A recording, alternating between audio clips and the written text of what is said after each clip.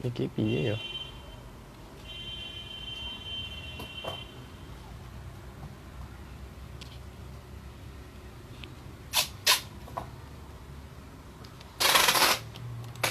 Nah, katanya tadi saya suruh masuk ke Muntada, gimana sih sampean? Sekarang gantian sampean yang pakai akun Muntada, sekarang saya pakai akun pribadi. Sampean undang saya, invite saya.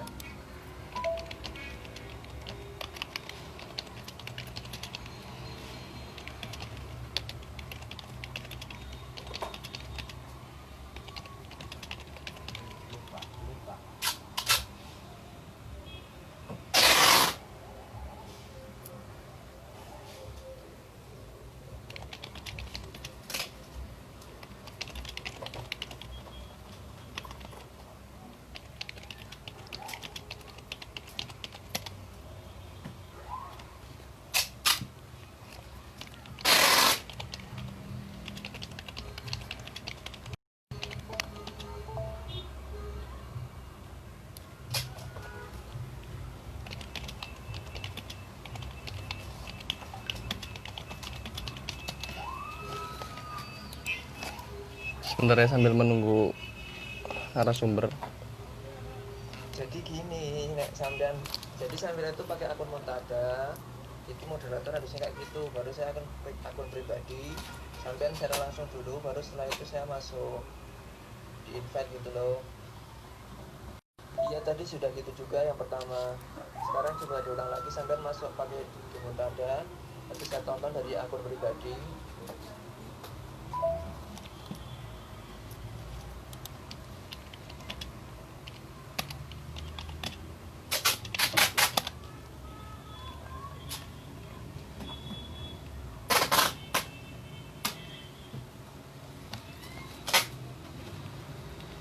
Nanti kalau Mas Irja, Mas Irja sudah bergabung ya.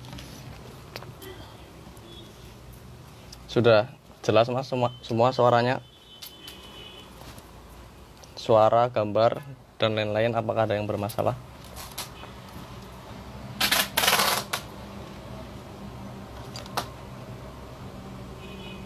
Bagaimana Mas? Suaranya aman?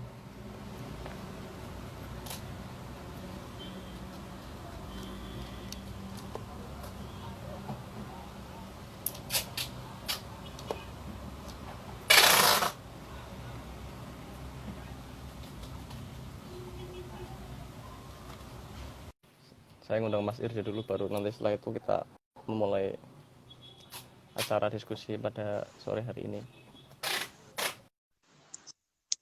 Gimana Mas Irja? Assalamualaikum Mas Pandu. Ya, kedengaran Mas? Sorry tadi ada Akhirnya, sedikit kesalahan akhirnya, teknis. akhirnya ya nggak apa-apa Mas, ya salah. Tapi kelihatannya tadi memang gangguan koneksi Mas karena memang keluar masuk juga di saya. Oh gitu. Mm. Gitu ya. Yang penting sekarang sudah lancar. Alhamdulillah, udah Ini lancar sudah sekarang. berapa ini? Langsung dimulai atau gimana Mas? Monggo, mulai Mas. Ya, Assalamualaikum warahmatullahi wabarakatuh. Waalaikumsalam warahmatullahi wabarakatuh. Alhamdulillahirrahmanirrahim. Hamdan syakirin. Salawat salam senantiasa tercurah kepada baginda kita Muhammad SAW. Alhamdulillah pada kesempatan sore ini, kali ini saya yang bertugas sebagai moderator ingin sedikit memperkenalkan diri. Nama saya Pandu Aditya. Ya, saya kuliah di sini jurusan Akidah Filsafah. Nah, kesempatan kali ini Montada Mesir, El Montada Mesir, atau lebih jelasnya adalah Forum Mahasiswa Pasca Sarjana, Forum Mahasiswa Indonesia Pasca Sarjana di Mesir, bekerjasama dengan alumni Al-Asyariyah Kalibeber, Wonosobo, Jawa Tengah, atau di sini lebih dikenal dengan nama IMAPA. Pada kesempatan kali ini, El Montada dengan agenda rutinannya yaitu kajian reguler ingin membahas tema tentang menulis buku sambil kuliah, kenapa tidak? Bersama dengan Ustadz Irja Nasrullah LC, diplom. Bener ya Mas ya? Benar. Ya. Seperti yang kita ketahui, mungkin teman-teman semua itu udah pernah mendengar nama beliau. Tapi tak salahnya saya mengenalkan kembali supaya lebih ingat atau lebih dekat dengan Mas Irja. Irja Nasrullah itu sebenarnya adalah nama pena dari Muhammad Irja Nasrullah Majid. Mas Irja ini berasal dari Desa Mayungsari, Kecamatan Bener, Purworejo. Pernah menjadi santri di Pondok Pesantren Tahfidzul Quran Al-Asyariyah Kalibeber, Wonosobo. Beliau menamatkan S1-nya di Universitas Al-Azhar Kairo dengan jurusan ilmu tafsir dan ulumul Quran. Saat ini sedang melanjutkan pasca sarjana di universitas yang sama. Beliau ini sangat aktif menulis semenjak 2009 ya Mas ya? Atau bahkan sekitar sebelum itu. Mungkin ketika Alia sudah memulai ya Mas ya? Ya, nanti cerita-cerita insya Allah. Ya. Beliau juga merupakan founder dari generasi menulis atau singkat Gen M yang membernya terdiri dari berbagai penulis dari Indonesia maupun orang Indonesia yang sedang berdomisili di luar negeri. Nah, sejauh ini Mas Irja itu sudah menulis 27 buku. Jadi bisa dibilang kalau di rata-rata itu ya beliau setiap tahun menerbitkan buku. Itu menurut saya sangat produktif sekali. Nah, bagi buku-bukunya itu diterbitkan di penerbit mayor di Indonesia seperti Mizania, ya Mizania itu bagian dari Mizan, Quanta, Alex Media Komputindo, Alfabet, Tiga Serangkai, dan masih banyak lagi.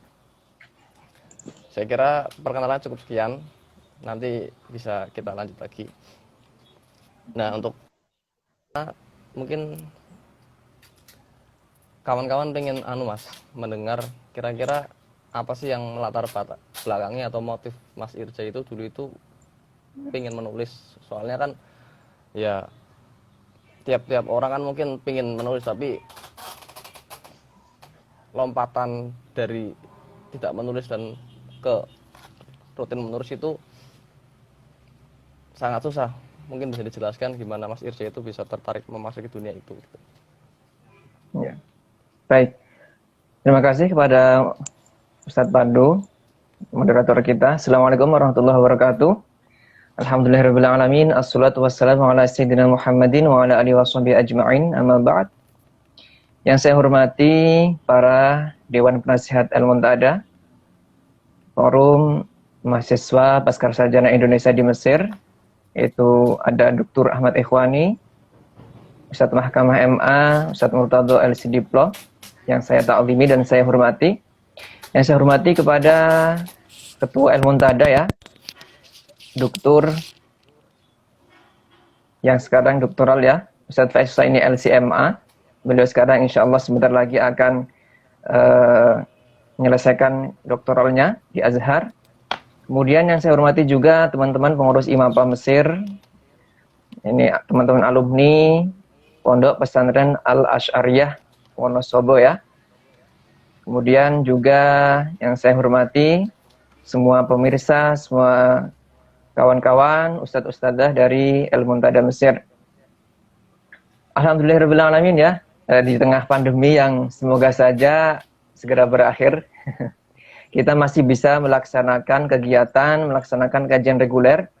Yang kali ini alhamdulillah saya mendapat amanat dari Al-Muntada dan juga dari IMAPA Mesir untuk berbagi pengalaman. Untuk sedikit bercerita ataupun berbagi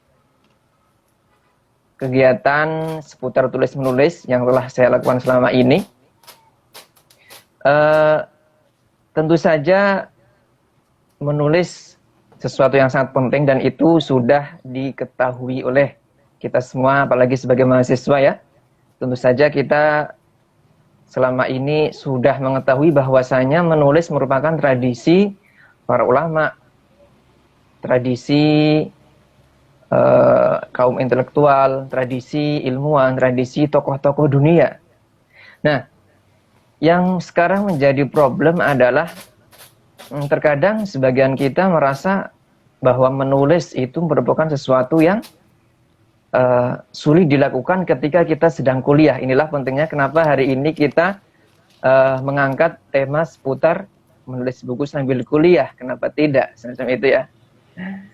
Jadi menulis sebenarnya adalah sesuatu yang mendasar, apalagi kalau teman-teman yang sudah di jenjang pasca sarjana ataupun sudah bahkan mungkin yang di Indonesia telah menulis skripsi itu sudah mengetahui dasar-dasar menulis. Dan tentu saja menulis ini sebenarnya tidak tergantung bagaimana siapa kita, tidak tergantung bakat, bahkan tidak tergantung oleh latar belakang.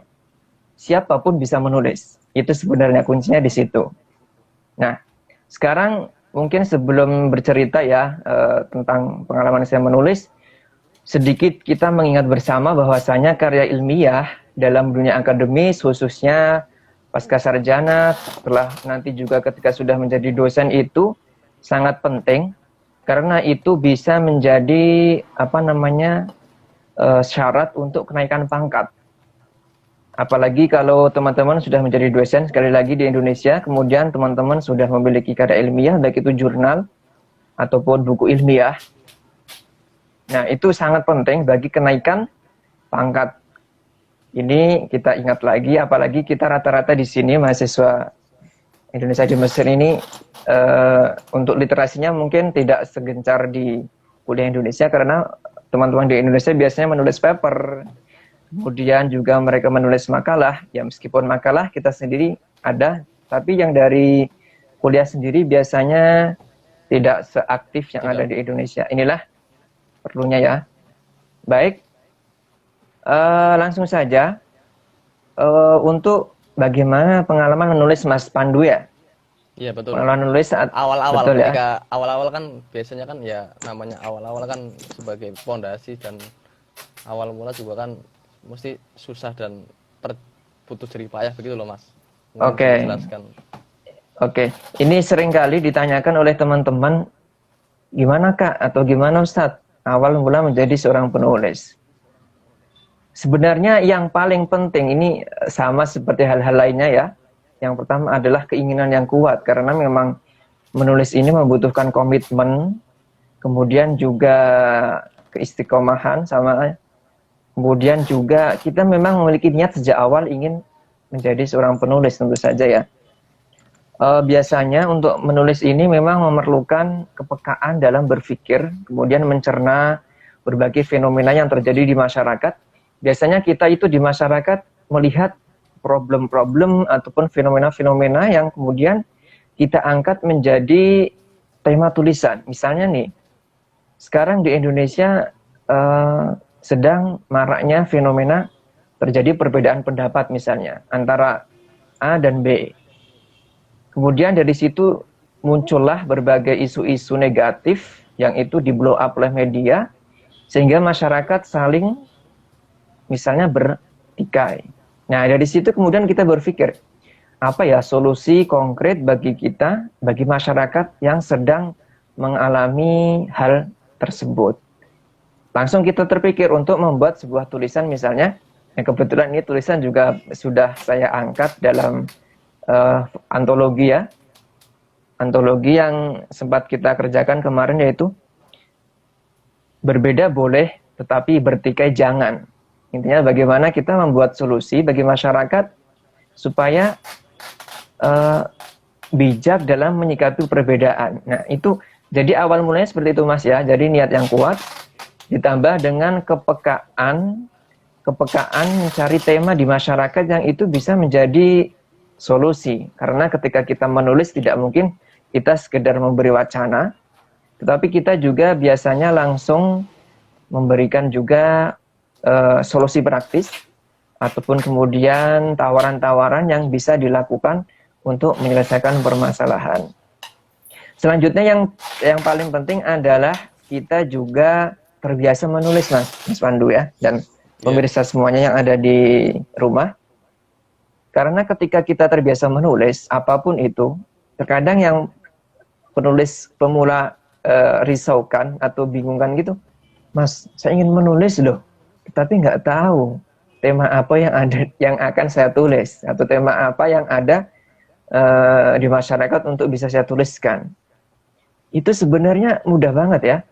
Tinggal kita terbiasa menulis apapun yang kita pikirkan di benak. Misalnya sekarang Mas Pandu nih terpikir bagaimana ingin segera berkiprah di Indonesia setelah misalnya mendapatkan ilmu yang banyak di Al-Azhar. Langsung terpikir bagaimana dengan jurusan Mas Pandu sebagai seorang filosof atau calon filosof lah. Itu bagaimana berusaha menyelesaikan permasalahan di masyarakat melalui kajian filsafat misalnya, filsafat Islam dan lain sebagainya. Nah, jadi intinya apapun yang ada di pikiran kita itu kita tuliskan. Jangan terlalu terbebani misalnya kita ingin menulis sesuatu yang wah atau sesuatu yang tinggi, karena sekecil apapun itu, sederhana apapun itu bisa jadi sangat bermanfaat bagi masyarakat Indonesia khususnya dan masyarakat luar Indonesia mungkin ya, kalau kemudian kita bisa menerjemahkan tulisan kita itu. Ini yang ketiga Mas ya, tadi jadi yang pertama niat. Iya, betul. Kemudian kepekaan menganalisis permasalahan yang ada di masyarakat. Yang ketiga biasa menulis. Dan yang keempat ini Mas, cobalah untuk mencari mentor. Meskipun mentor ini tidak harus secara resmi ya, setidaknya ada seseorang yang itu bisa membimbing, paling tidak bisa mengajak kawan. Iya betul. Teman kawan yang jujur dalam ya katakanlah kita bikin apa, mereka mengomentar dengan jujur gitu loh. Iya betul sekali. Saling mengkritik, artinya kita nggak wah takut saya ngomong gini, takut yang nggak enak gitu kan. Cari teman yang benar-benar saling belajar itu juga penting ya Mas ya. Ya betul banget. Jadi yang penting adalah kita memiliki seorang mentor ataupun teman, sahabat, bahkan kenalan di media sosial bisa Mas. Yang itu bagaimana bisa menjadi jembatan bagi kita untuk mengetahui lebih banyak tentang dunia tulis menulis. Itu yang keempat. Mungkin untuk yang terakhir, kelima saja ya. Kita sering berkecimpung dengan teman-teman yang aktif menulis, misalnya penulis, misalnya editor, misalnya juga teman-teman yang ada di penerbit. Karena dengan hal itu kemudian kita mengetahui, oh buku apa yang sedang laris di pasaran, dan itu bisa kita tulis. Nah ini nanti insya Allah akan kita bahas lebih lanjut. Yang paling penting 5 itu.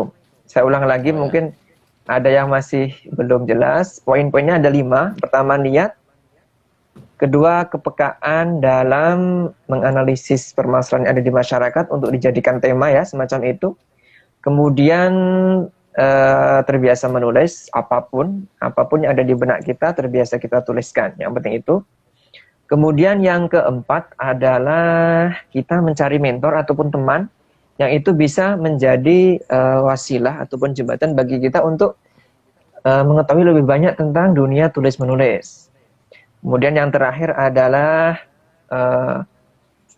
dunia penulisan harus kita geluti, baik itu perbukuan, teman-teman yang sedang menulis, komunitas menulis, itu semuanya bisa kita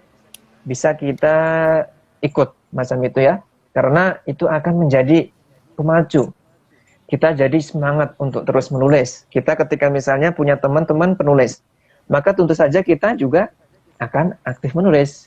Ketika kita punya komunitas menulis misalnya, apalagi khususnya di Masisir, mahasiswa Indonesia di Mesir itu banyak sekali komunitas menulis, mulai dari alma mater sampai kekeluargaan, bahkan juga mungkin tingkat yang lain.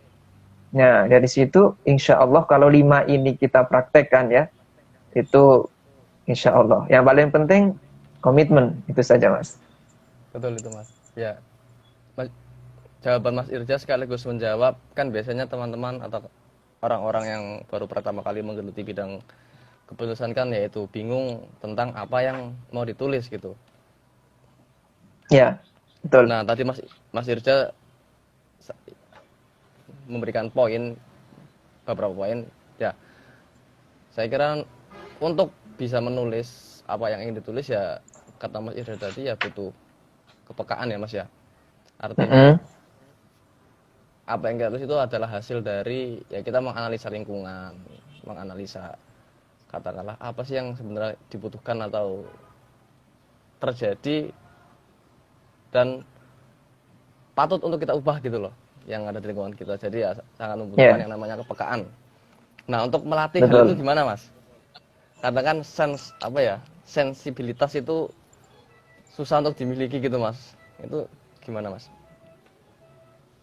Oh, bagaimana supaya kita terbiasa untuk peka menganalisis permasalahan di masyarakat. Itu sebenarnya lagi-lagi latihan Mas. Saya itu dulu gini Mas, misalnya saya pergi dari misalnya dulu karena pernah tinggal di madrasah ya. Misalnya dari madrasah ketika ke darosah untuk kuliah nih.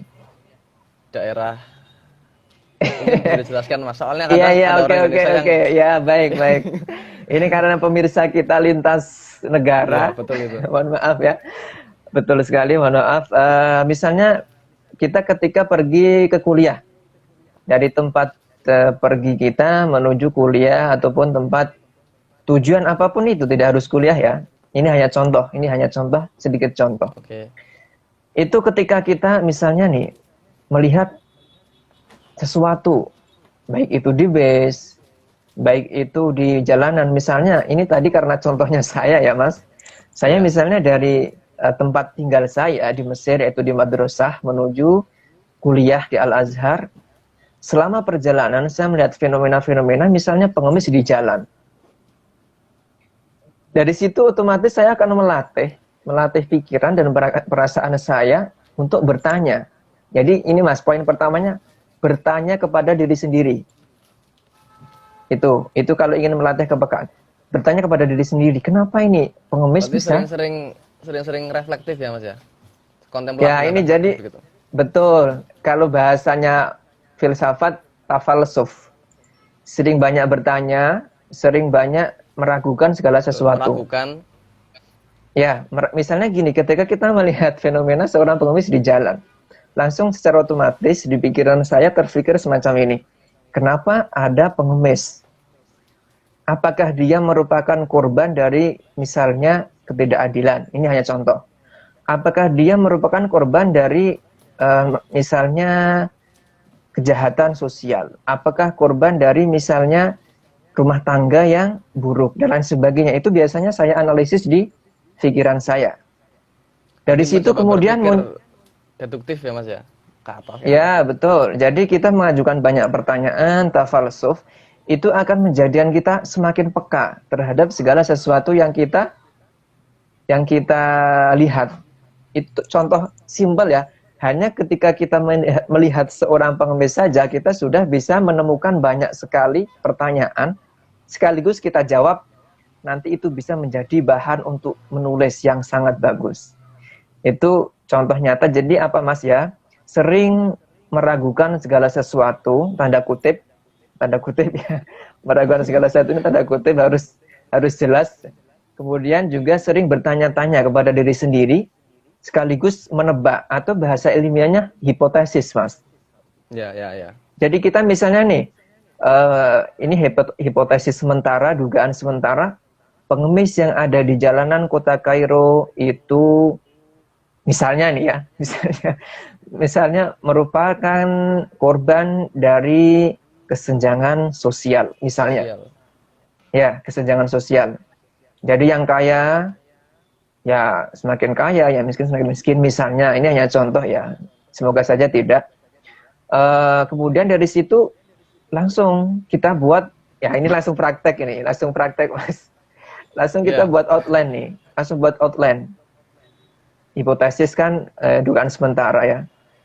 Langsung kita praktek, misalnya cari segala sesuatu referensi ataupun data yang terkait dengan pengemis.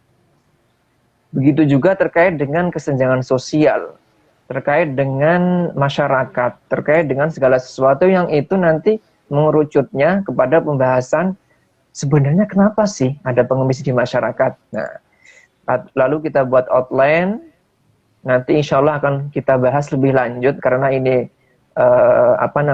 sekedar contoh ya. Insya Allah nanti Ya, akan siap. saya bahas lebih lanjut praktek nyatanya semacam apa. Begitu Mas ya. Baiklah, berarti ya itu tadi intinya apapun itu, entah menulis, entah itu kepekaan untuk menulis ya butuh latihan yang nggak sebentar ya Mas ya.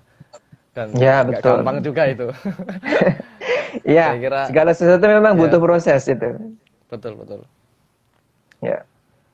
Terus ya mungkin kalau menurut Mas Irja sendiri itu dari buku-buku Mas Irja yang 27 itu menurutnya mana sih Mas yang paling, kan kadang yang paling favorit atau katakanlah kok prosesnya saya menulis ini terlalu susah daripada yang lainnya gitu. Karena kan biasanya tiap penulis Yeah. punya anak masnya masing-masing gitu loh. Ya, Punya ya, betul. bukunya masing-masing itu Betul. gimana Mas? Jadi kalau ditanya buku yang paling favorit ya, itu sebenarnya pertanyaannya susah. Seakan-akan Mas Pandu ditanya, anak Anda mana yang paling Anda cintai? Taruhlah sekarang saya punya anak 5 nih. Kemudian saya ditanya, anak mana yang paling saya cintai? Ya sebenarnya susah ya, tapi bisa dijawab. Sebenarnya bukan yang saya cintai, tapi lebih berkesan itu ketika saya justru menulis novel, Mas. Menulis novel yang judulnya Mukjizat Setangkup Kasih. Itu kenapa? Kebetulan ini novelnya Itu tahun ada 2000, tapi lagi itu 2014 ya Mas ya? 14. Ya, 2014-an, ya. Novelnya kebetulan ada di samping, tapi saya rasa-rasa kalau mengambil nanti sedikit tidak ini ya. Mas. Sekalian ya, okay. Teman-teman, siapa tahu penasaran kan nanti jadi pengen membeli begitu. Soft selling ini ya. Iya. Soft promo gitu ya. Jadi gini ya, kenapa saya mengatakan bahwa menulis novel itu sangat berkesan? Karena di novel itu saya banyak sekali menceritakan tentang perdebatan antara agama Islam dan agama Kristen. Dan tentu saja karena Mas Pandu tahu sendiri bagaimana masyarakat Indonesia yang sangat sensitif dengan hal-hal semacam itu. Jadi bagaimana sebisa mungkin saya menjadikan tema Islam dan Kristen itu bisa lebih soft, lebih lembut, dan lebih bijak untuk diberikan kepada masyarakat. Bagaimana tema-tema sensitif antara Islam dan Kristen itu bisa kita balut dengan diksi-diksi yang sopan, dengan kalimat-kalimat yang misalnya lebih bijak, dan itu tidak mudah, Mas, karena ceritanya semacam ini. Iya, betul. Jadi novel itu settingnya di 3 negara.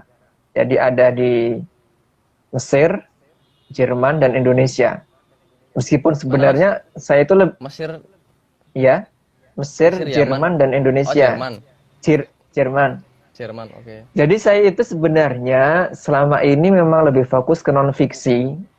Tetapi itu ketika menulis novel itu memang berkesannya itu tadi. Jadi tema sensitif bagaimana kita tulis supaya menjadi lebih soft, lebih lembut, dan lebih bijak untuk dibaca orang lain. Itu tidak mudah. Waktu itu sempat ini, Mas, saya dikritik oleh penerbit. Mas Irja, ini kalau diterbitkan di Indonesia bisa menimbulkan kontroversi. Oleh karena itu, mohon Mas Irja untuk mengedit atau merevisi. Saya langsung kaget kan. Oh iya juga sih, benar juga gitu kan.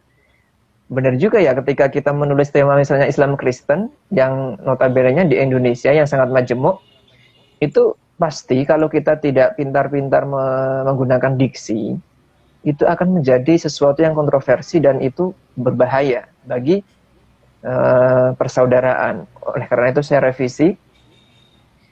Banyak yang saya buang, Mas. Banyak sekali yang saya buang, kemudian saya ganti. Tapi alhamdulillah terbit juga, terbit di penerbit Alex Media. Iya. Alex Media Dan- ini salah satu imprintnya Gramedia. Dan Ya, setelah jadi- terbit, itu gimana reaksi masyarakat atau reaksi Alhamdulillah. pembaca? Alhamdulillah tidak terjadi seperti yang diragukan karena Oh, memang sudah yang saya dikhawatirkan revisi ya. Ya, alhamdulillah yang dikhawatirkan tidak terjadi. Meskipun Mas ya, ketika seorang penulis sudah menerbitkan sebuah karya, itu sebenarnya karyanya sudah menjadi milik masyarakat. Maksudnya, ketika ingin dikritik, ketika oleh masyarakat dianggap itu tidak sesuai dengan norma masyarakat misalnya, atau tidak sesuai dengan kebudayaan yang berlaku, itu penulis harus siap Iya. menghadapi apa yang akan terjadi. Jangan baperan Karena- ya, Mas ya. Ya, karena ketika sebuah karya sudah diterbitkan, itu tentu saja kita tidak bisa menahan apa respon dari masyarakat. Itu berlaku apapun Mas, buku apapun itu akan berlaku semacam itu. Entah non-fiksi, fiksi, bahkan sampai disertasi, tesis, itu bisa menjadi sesuatu yang kontroversi di masyarakat. Dan kita sebagai penulis harus siap semacam itu. Itu tadi sedikit pengalaman ya atas pertanyaan Ya. Mas Pandu, apa buku yang paling berkesan atau mungkin saya merasa kok beda saat menuliskannya semacam itu. Itu, Mas, ditulis, mungkin Mas. bisa yang lain mungkin ada. Oke. Oh ya, mungkin bagi kawan-kawan yang hadir di sini menyimak itu kalau ingin bertanya bisa tanya.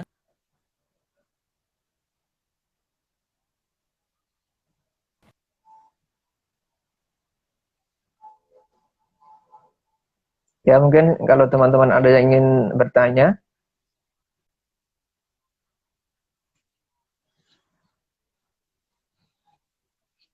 Nah, sambil menunggu kawan-kawan ya, Mas. Ya. Hambatan-hambatan apa sih yang ditemui Mas Irja selama ini dalam menulis? Ya. Ya, betul. Ini betul sekali. Jadi seperti yang sudah kita sebutkan sebelumnya, ini khususnya dalam kuliah. Menulis sambil kuliah, kenapa tidak? Gitu Ya, kan. betul. Itu temanya kita ya, tema kita. Karena selama ini kita menganggap kuliah itu menjadi hambatan bagi kita untuk menulis buku.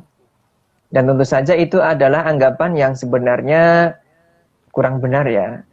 Ya buktinya meskipun saya kuliah, saya juga bisa menerbitkan buku dan semuanya terbit di Indonesia. Semuanya ber-ISBN, bahkan tercatat di Perpustakaan Nasional Indonesia. Jadi ketika sebuah buku sudah ada ISBN, itu akan tercatat di Perpustakaan Nasional Indonesia. Baik, mungkin untuk hambatan yang paling sering ya, yang dirasa oleh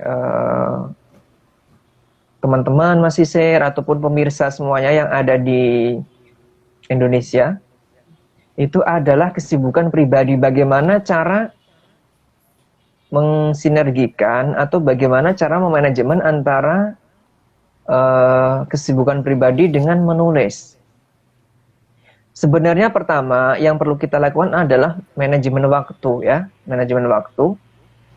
Tentu saja ketika kita ingin menulis segala sesuatu, itu kita harus mampu, yang pertama tadi sudah kita sebutkan niat, yang kedua adalah target.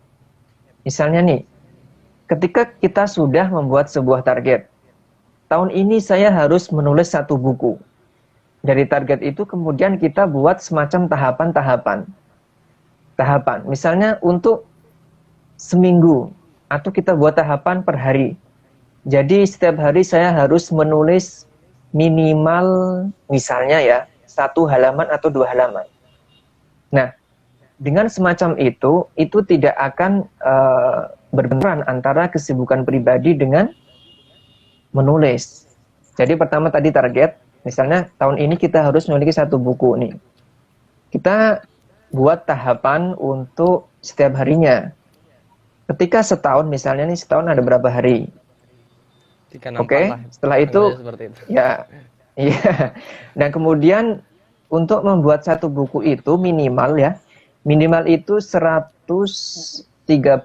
halaman sampai 150 halaman Microsoft Word, format A4 spasi 1,5 biasanya. Kemudian Times New Roman fontnya, kemudian biasanya ukuran 12. Nah, dari situ kita bisa memperkirakan ketika kita setiap hari menulis 1 halaman saja. 1 halaman itu nggak banyak loh, dikit itu 1 halaman itu. Ya, itu 10 Ketika menit, kita ya 10 menit, mungkin bahkan kalau sudah terbiasa menulis nggak sampai Mas, 5 menit pun jadi. 5 menit nggak jadi ya, nggak sama 5 malah. menit jadi. Bayangkan ketika kita 1 hari, setiap hari menulis 1 halaman, itu 1 tahun sudah jadi berapa halaman itu Mas? Bayangkan saja. Itu bisa jadi 2 buku. Bisa jadi 2 buku. Nah, sekarang mungkin Tapi pertanyaan Mas, yang pernah nggak Mas Irja itu menulis tapi nggak kerasa gitu? Karena saya pernah mengalaminya juga. Maksudnya saya menulis inilah, tahu-tahu loh kok saya udah 3 jam nggak kerasa gitu. Itu gimana? Pernah mengalaminya seperti itu nggak Mas? Iya, iya. Ya, itu berlaku di setiap aktivitas, Mas. Segala aktivitas kalau mengasyikkan Jadi, itu tidak akan terasa. itu sudah mulai anu ya. Artinya hal-hal terus menulis sudah masuk ke diri kita gitu. Jadi ya menyenangkan dan Ya, nggak terasa. itu gitu. biasanya karena kita mencintai apa yang kita lakukan. Apapun itu ya, menulis, mengerjakan aktivitas sehari, bahkan antum nih baca diktat kuliah atau mukoror, kalau cinta itu juga nggak akan kerasa. Kenapa kita selama ini baca mukoror kok berat? Karena kita kurang mencintai. Karena Berarti kita saya kurang selama ini mencintai tidak sadar mukoror yang kalau kita mencintai baca ini. hal itu ya Mas ya. Iya betul. Ya, taruhlah Mas Pandu ini.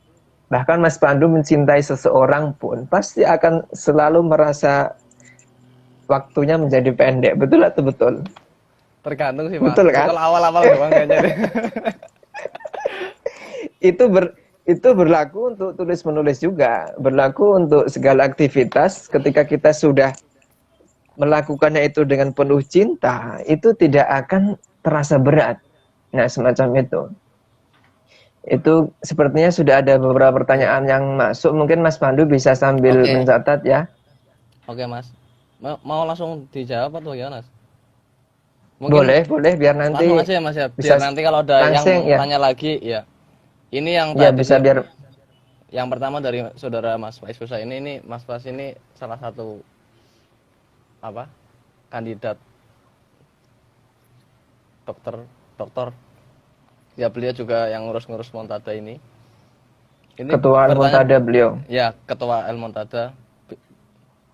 Pengalaman membagi waktu dalam sehari-hari untuk menulis buku dan aktivitas lainnya. Ya mungkin tadi sudah dijelaskan ya Mas Faiz sama Mas Irsya sedikit, atau Mas Eja pengen sedikit nambahin lagi tentang topik ini. Oke, baik. Mas Faiz. Baik.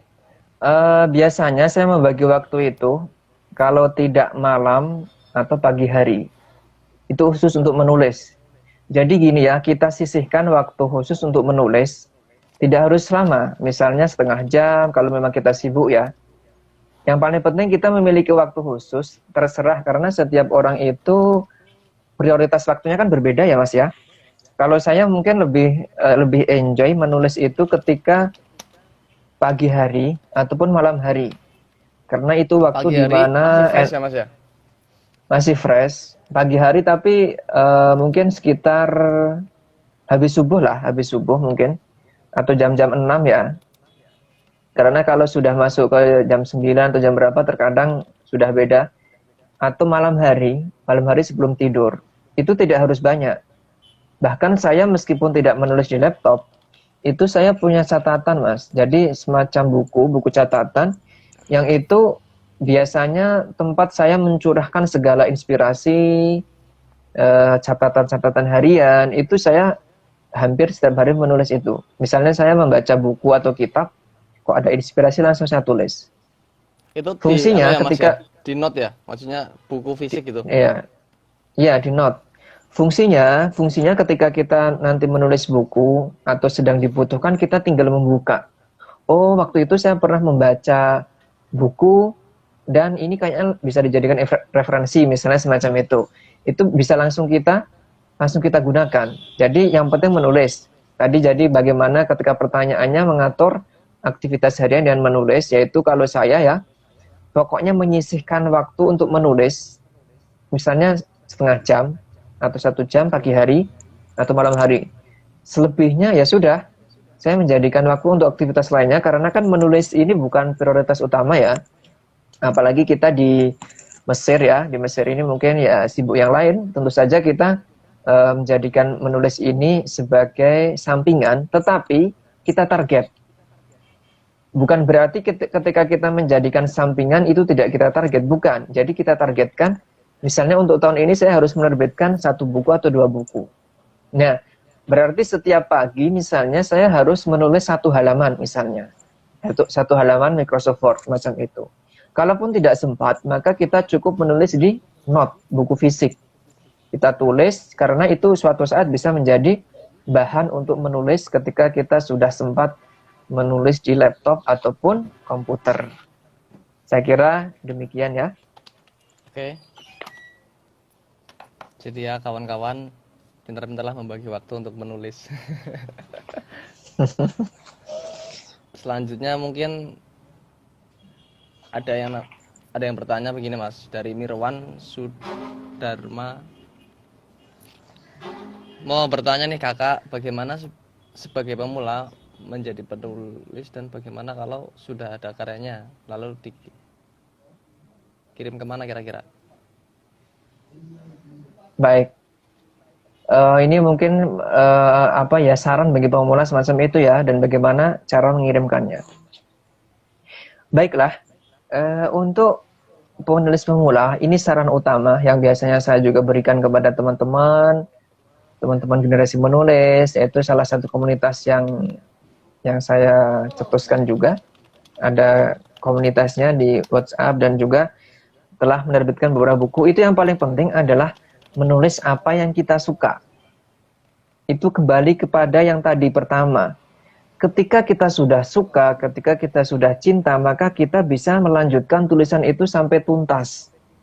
Itu.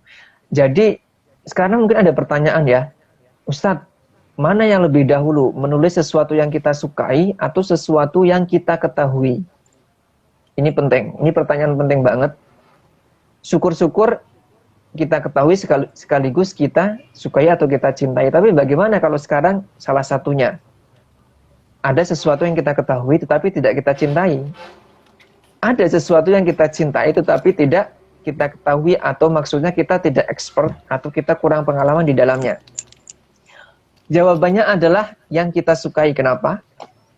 Ketika kita sudah suka, maka kita akan rela berusaha mencari referensi, kita akan rela berusaha bertanya-tanya, kita akan rela membaca buku, membaca kitab. Jadi yang utama adalah menulis apa yang kita sukai. Itu ya Mas ya. Kemudian yang kedua adalah membuat outline. Ini khususnya bagi penulis. Outline. Outline itu kalau bahasa mudahnya kerangka karangan. Misalnya nih saya akan menulis tentang seputar wanita dalam Islam. Ini hanya contoh ya. Ini karena contohnya non-fiksi. Langsung kita buat outline. Yang pertama, wanita. Misalnya pertama adalah sejarah wanita. Sejarah wanita dalam kebudayaan dunia misalnya. Itu dijadikan bab pertama. Nanti kan kebudayaan dunia kan banyak sekali, Arab, Yunani, dan lain sebagainya. Kemudian, misalnya bab kedua tentang kedudukan wanita dalam Islam, misalnya. Ini hanya contoh ya, outline. Outline itu kerangka karangan.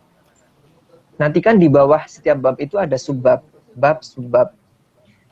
Memang hal kayak gini memang bagusnya praktek, dan hanya kita bisa lakukan ketika kita sudah betul-betul memulai. Misalnya bab ketiga langsung kita misalnya syubhat-syubhat tentang wanita dalam Islam. Kan selama ini kita mengetahui syubhat bahwa wanita dalam Islam itu ditindas, bahwa wanita dalam Islam itu biasanya tidak memiliki kebebasan, dan lain sebagainya. Jadi kita buat outline atau kerangka karangan. Ini mirip juga ketika kita menulis tesis ataupun disertasi. Khutoh ya, jadi kita buat planning utama, rancangan pertama sebelum menulis. Itu penulis pemula sangat perlu melakukan semua itu.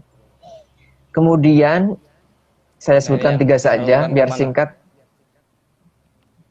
Yang ketiga, ini yang masih saran-saran untuk penulis pemula, Mas. Oke, oke. Untuk yang ketiga, yang singkat saja, yang ketiga itu eh, cobalah untuk terbiasa menyodorkan karya kita atau memberikan karya kita kepada teman atau orang lain supaya nanti bisa dibaca, supaya nantinya itu bisa dikritik. Nah, ternyata selama ini kita menulisnya kurang ini. Itu yang bisa mengkritik atau bisa menilai adalah orang lain. Oke, sekarang pertanyaan selanjutnya adalah terus kemana kita mengirimkannya. Nah, ini Mas, ini langsung saya bahas panjang atau gimana Mas? Karena ini agak detail untuk Boleh, sekalian aja penerbitan nggak, Mas? ini. Oke, saya Karena bahas sekalian ya. belum, ya, mumpung belum banyak yang tanya juga kan. Baik. Ini masalah urgen yang paling sering dihadapi oleh penulis pemula. Ustadz, saya itu sudah menulis buku atau menulis naskah buku, tetapi saya bingung ingin mengirimkannya kemana. Nah, itu sering sekali ditanyakan. Yang pertama adalah lihat tema dalam buku kita. Misalnya, tema dalam buku kita biasanya selama ini terbiasa kita tulis untuk anak remaja. Nah, jadi segmentasinya remaja. Ketika kita punya tema yang segmentasinya remaja, itu tentu saja kita harus membidik. Kita harus mengetahui penerbit-penerbit yang khusus menerbitkan buku remaja. Berbeda ketika misalnya teman-teman mahasiswa yang S2, S3 menulis buku ilmiah tentang misalnya hadis, tafsir, filsafat, syariah. Itu semuanya harus disesuaikan dengan tema. Tentu saja ketika temanya hadis, tafsir, filsafat, atau syariah, usul fiqh, dan lain sebagainya, tentu saja kita harus mengetahui penerbit apa saja, penerbit mana yang biasanya menerbitkan buku-buku dengan tema seperti itu. Jangan salah loh, tidak setiap penerbit itu menerbitkan buku-buku berat. Contohnya nih, contohnya saya sebutkan Nora Books. Nora Books itu salah satu imprint ataupun lini mizan. Itu kebanyakan buku terbitannya adalah buku-buku seputar wanita. Betul. Nah, ketika ingin misalnya menerbitkan tentang buku-buku filsafat, tentu saja tidak akan diterima, Mas. Ya, itu Tidak komisan akan itu. diterima. Ya. Baru nanti ke imprint yang lain, misal kan mizan itu banyak imprint atau lininya, Al-Mizan, Mizan Wacana, baru kita Mizania. bisa mengetahui, oh ya mizannya, Mizan Wacana itu biasanya buku-buku berat, filsafat, tafsir, hadis, kemudian fikih, usul fiqh, maqasid syariah, dan lain sebagainya. Jadi itu tadi, pertama lihat naskah kita itu temanya apa. Setelah itu, kita mengetahui penerbit mana saja yang itu menerbitkan tema-tema seperti yang sudah kita tulis. Jadi jangan asal, karena pernah, misalnya kejadian gini Mas ya, antum teman-teman sekalian mungkin tahu, ada penerbit khusus buku-buku pertanian misalnya. Kayak misalnya penerbit ya majalah Trubus dan lain sebagainya. Ya, Trubus Kalau itu. kita Pertanian dan peternakan misalnya itu, kita Mas ya. peternakan misalnya. Kemudian kita mengirimkan naskah kita seputar bagaimana tips supaya sakinah, mawaddah, warahmah dalam berumah tangga. Akan langsung ditolak itu pasti. Wong itu penerbit harusnya biasa menerbitkan buku-buku khusus pertanian. Itu hanya contoh sederhana, tetapi memang terjadi. Terkadang kita tidak mengetahui betul penerbit yang kita tuju. Kita ya asal ngirim saja, kemudian ketika ditolak, wah saya sudah berkali-kali ngirim kok ditolak, ya karena memang sejak awal sudah salah mengirimkannya gitu loh. Sejak awal sudah salah mengetahui penerbit yang dituju, semacam itu. Kemudian ketahui profil penerbit itu. Ketahui profil penerbit, apakah itu penerbit yang misal bisa dipercaya atau tidak, itu harus kita ketahui betul. Kemudian kita ketahui juga visi misi penerbit. penerbit di Indonesia itu ada ratusan. Bayangkan ratusan, Mas, bukan hanya puluhan ataupun belasan. Ada ratusan penerbit di Indonesia, dari yang besar sampai yang kecil. Itu masing-masing memiliki visi misi yang berbeda. Ada yang visi misinya menerbitkan buku-buku netral. Ada yang khusus menerbitkan buku-buku pergerakan, misalnya. Kita tahulah di Indonesia itu ada banyak sekali entah pergerakan ini atau itu. Ada penerbit yang khusus menerbitkan buku-buku misalnya ormas tertentu. Ada juga yang kiri, ada juga yang kanan, ada juga yang tengah-tengah. Nah, itu harus kita ketahui. Kenapa? Karena itu menjadi tips penting supaya kita bisa meloloskan naskah yang kita kirim. Bayangkan sekarang kita menerbitkan buku-buku yang notabene-nya tengah ya, moderat lah. Moderasi beragama seperti Al-Azhar lah. Tapi kita mengirimkannya ke penerbit yang cenderung terlalu ke kanan misalnya. Terlalu keras misalnya, atau terlalu radikal. Tentu saja kita sudah salah alamat dan itu tidak akan diterima. Itu ya. Jadi ketahui visi misi penerbit, ketahui profil penerbit, ketahui naskah, tema naskah kita. Kemudian juga kita ketahui yang paling penting email yang masih aktif. Karena terkadang ada seseorang atau penulis pemula yang cuma searching email di internet. Email penerbit Mizan misalnya, atau email penerbit 3 Serangkai. Karena sudah mendapatkan email tetapi tidak dicek apakah itu email lama atau email terbaru, maka ketika naskahnya dikirimkan ke email tersebut secara otomatis ya masalah, sudah tentu tidak akan mungkin terbit karena sudah tidak aktif dan naskah yang kita kirimkan itu tidak akan sampai ke tangan editor. Itu saya kira untuk yang hal-hal simpel ya. Saya jadi sebenarnya detail ya, hal-hal semacam ini detail. Tapi ini insya Allah bisa kita lanjutkan dalam entah forum tertentu, komunitas menulis, karena juga terbatas. Nanti Mas Pandu juga ketika sudah 1 jam mungkin diingatkan Mas ya, ya Mas. Biar pemirsa juga mengetahui kapan ada jeda. Ya. Mungkin itu saja Mas untuk jawabannya. Jadi ya mungkin sedikit nambahin sih Mas ya, kalau kita mengirim karya kita yang mungkin mewakili bidang tertentu itu ya kalau nggak tepat sasaran juga nggak